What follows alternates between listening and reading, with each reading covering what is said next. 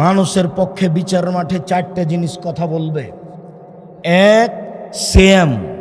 শ্যাম বলবে প্রতিপালক, লোকটাকে আমি দুটা জিনিস করতে দিইনি। এক, খেতে দিইনি। দুই, মন মতো চলতে দিইনি। তুমি আমার একটা কথা শোনো, একে জান্নাতে দাও। প্রতিপালক, আমি শ্যাম রোজা বলছি, তুমি আমার একটা কথা শোনো, লোকটাকে আমি দুইটা কাজ করতে দিইনি। এক, দিনে খেতে দিইনি। দুই, মন মতো চলতে দিইনি। তুমি আমার একটা কথা শোনো, একে জান্নাতে দাও। তখন আল্লাহ বলবেন, আচ্ছা আচ্ছা ঠিক আছে, তোমার কথা মেনে নিলাম, আমি তাকে জান্নাতে দিলাম। আমি তাকে মন মতো চলতে দিইনি, এটা অর্থ কি বলো তো দেখি? আমি তাকে মন মতো চলতে দিইনি মানে দাড়ি চাঁচতে দিইনি। আমি তাকে মন মতো চলতে দিইনি মানে টাকনোর নিচে প্যান্ট পরতে দিইনি। আমি তাকে মন মতো চলতে দিইনি মানে দোকানে বসে আড্ডা পিটতে দিইনি। আমি তাকে মন মতো চলতে দিইনি মানে দোকানে বসে আর একজনের বদনাম করতে দিইনি। আমি তাকে মন মতো চলতে দিইনি মানে তাকে সুদ ঘুষ খেতে দিইনি। আমি তাকে মন মতো চলতে দিইনি কারো বদনাম করতে, গালি দিতে, নিন্দা করতে, হটকারিতা করতে দিইনি। তাই আমি তাকে মন মতো চলতে দিইনি। তুমি আমার একটা কথা শোনো, একে জান্নাতে দাও। কে বলবে? শ্যাম। তখন আল্লাহ বলবেন, ঠিক আছে মেনে নিলাম, এর নাম শ্যাম। মনে রেখো, দুই, কোরআন মাজিদ তোমার পক্ষে কথা বলবে। তিন, টাকা যদি বৈধ হয়, হজ করতে গেছে, কালো পাথর পক্ষে কথা বলবে। চার, আঙ্গুলে যদি তাসবি গণনা করা হয় তাহলে আঙ্গুল কথা বলবে, তাসবি দানা বলবে না। হাজার দানার তাসবি হলেও হবে না। মৌলানা সাহেব, আপনার হাতে একটা মেশিন আছে, খালি top top top top top top করে চলছে, মেশিন দিয়ে তাসবি গণনা করলে মেশিন বিচারের মাঠে কথা বলবে না, আঙ্গুল কথা বলবেন।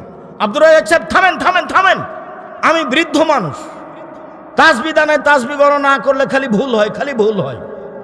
মরা পর্যন্ত যদি একদিন ঠিক না হয় তবে আপনি নেকি পাবেন। এইটাই মোহাম্মদ সাল্লাল্লাহু আলাইহি সাল্লামের নীতি। এই ছেলে দেখো তো মনে থাকে কিনা সিরিয়াল। এই ছেলে, তোমরা যারা দাঁড়িয়ে আছো দেখো তো সিরিয়াল দাও তো। চারটে জিনিস মানুষের পক্ষে কথা বলবে বিচারের মাঠে। এক, শ্যাম। দুই,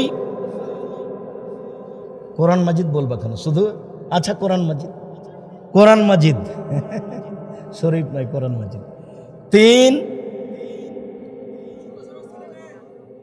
কালো পাথর, ছোট ছোট মেয়ে এখানে আসবে না।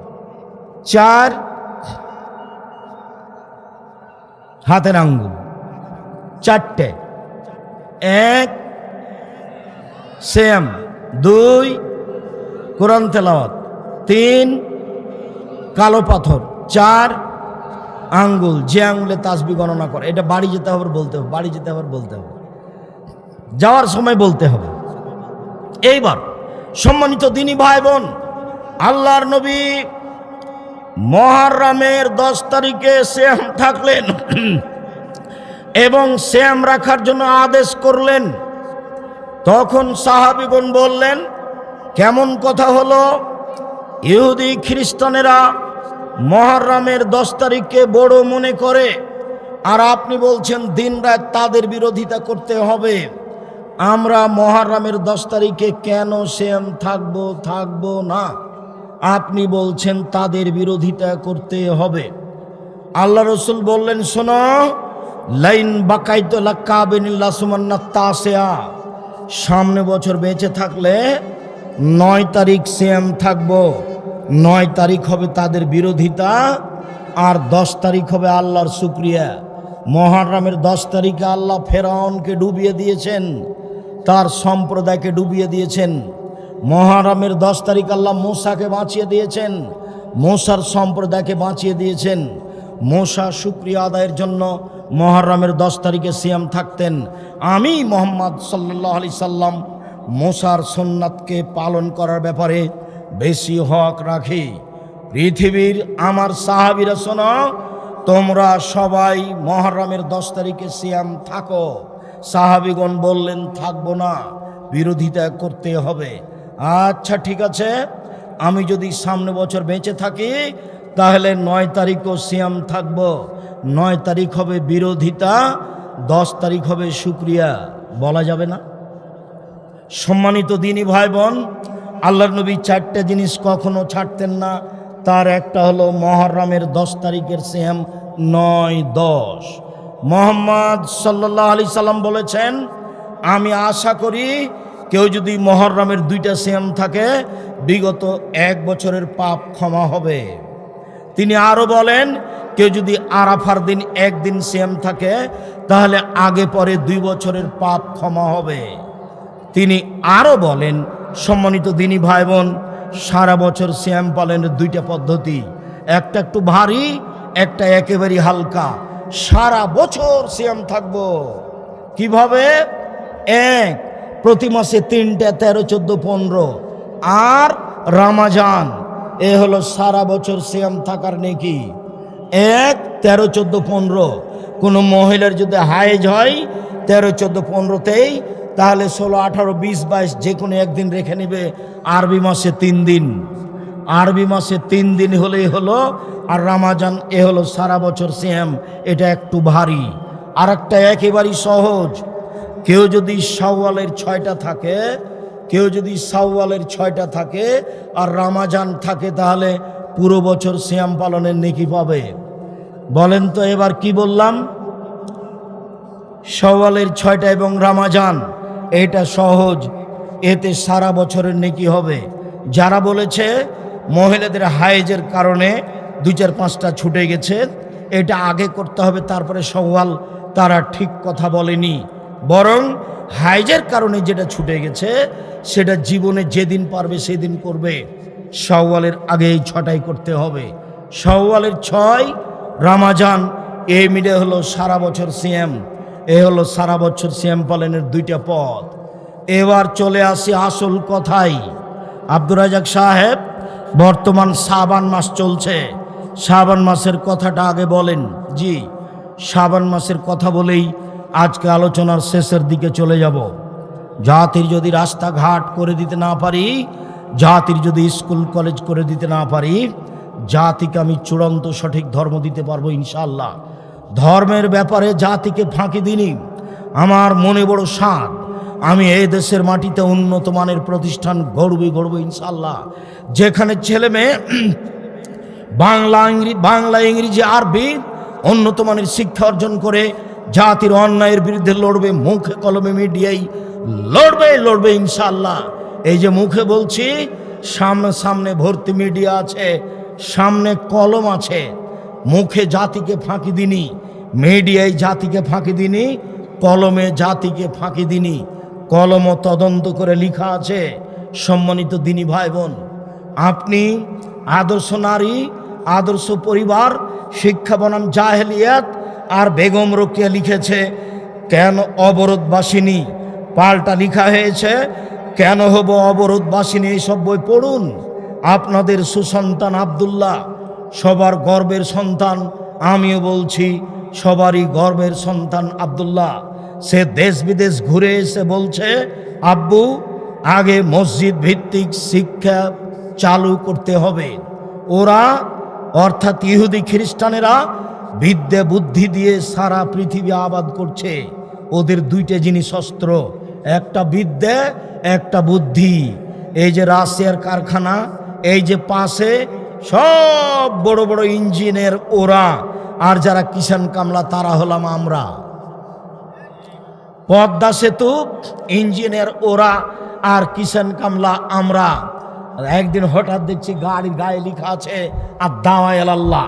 আমি বুঝলাম না, জিজ্ঞাসা করলাম, আব্বু ঘটনা কি লিখেছ? আদায় আল্লাহ মানে কি? আব্বু আপনার দেখলাম 30 বছর যে আপনি দেশ আবাদ করলেন, আপনাকে দেখলাম এই অবস্থা। দেশ বিদেশ ঘুরে আসলাম, বুঝলাম ওরা বিদ্যা বিক্রি করে খায়, ওরা বুদ্ধি বিক্রি করে খায়। অতএব ওরা যেন বুদ্ধিবিদ্যা বিক্রি করতে না পারে, তার পথ বন্ধ করি। সেটা হলো এই যে মক্তব ভিত্তিক শিক্ষা চালু করি। কারণ বশত যদি ওই ছেলে স্কুল কলেজে তাদের দেশে চলেও যায়, তাহলে যেন নিজের ভিত্তি ভুলে না যায়, নিজের কৃষ্টি কালচার যেন ভুলে না যায়। ও যেন অমুসলিমকে থ্যাংক ইউ বলে, ও যেন মুসলিমকে জাযাকাল্লাহ খায়ের বলে। এইটা তাকে শিখাতেই হবে। এই উদ্দেশ্যেই দেশ জুড়ে মক্তব চালু করব ইনশাআল্লাহ। দেশ জুড়ে মক্তব চালু করব ইনশাআল্লাহ। মক্তব চালু করার আশায় বই পুস্তক লিখেছে, সিলেবাস চালু করেছে, দেশে মক্তব চালু করা আরম্ভ করেছে এবং শিক্ষকদের ট্রেনিং দেওয়া আরম্ভ করেছে। শিক্ষক যাবে ফ্রি, আসবে ফ্রি, খাবে ফ্রি, বই পুস্তক পাবে ফ্রি। তার নাম আদ-দাওয়া ইলাল্লাহ। দেশ জুড়ে মক্তব চালু করবে আব্দুল্লাহর পরিকল্পনা। আমি বলছি আপনাদের সম্পদ দোয়া করেন এবং তাকে পরামর্শ দেন, তার সাথে থাকার চেষ্টা করেন। নিজের জাতিকে বাঁচান, ছেলে মেয়েকে বাঁচান। আদর্শ আমাদেরটা দেন, ওদেরটা দিয়েন না। দুঃখিত, রাসূল সাল্লাল্লাহু আলাইহি সাল্লাম বললেন, আমার দুঃখ, আমার আফসোস, আমার উম্মত সন্ধ্যায় থাকবে মানুষ, সকালে হবে বানর। আমার উম্মত সন্ধ্যায় থাকবে মানুষ, সকালে হবে শুকুর। এটা আমার আফসোস। মনে রাখবেন, একটা প্রাণীর নাম বানর। বানর সবচেয়ে অনুকরণীয় প্রাণী, ও আর একজনের অনুকরণ করতে পারে।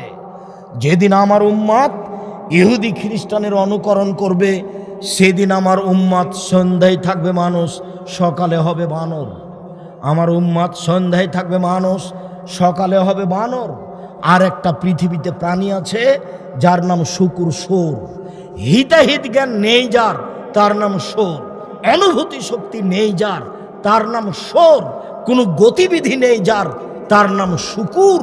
একটা গরুর গতিবিধি আছে। এই ছেলে, এখানে ঘাস উঁচু হয়ে আছে, নিচে গোবর আছে, এই ঘাস গরুতে খাবে না। বোঝা যায়নি? তার মানে গরুর অনুভূতি আছে। বলতো অনুভূতি নেই কোন প্রাণীর? শুকুর, সোরের।